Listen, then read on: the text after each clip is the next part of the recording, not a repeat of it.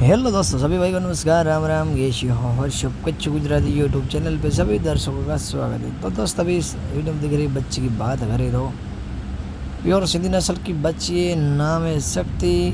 और एज की बात करें तो 28 मंथ की बच्ची है।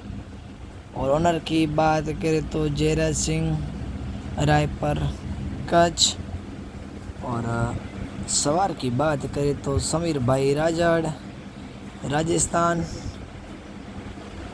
तो दोस्त, आप देख सकते हो काफ़ी ब्यूटीफुल सिंधी बच्ची है। एक पैर सफ़ेद है, खूबसूरत बच्ची है और चाल भी बहुत अच्छी है इस बच्चे की। और सवार का और शक्ति बछेरी का बहुत ही अच्छा ताल में दिख रहा है। न्यू ट्रेनिंग कर रहे इस बच्चे को, अभी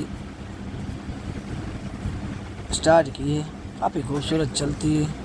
तो दोस्तों, मेरी ये वीडियो आपको पसंद आए तो लाइक शेयर सब्सक्राइब करें मेरे यूट्यूब चैनल को। धन्यवाद।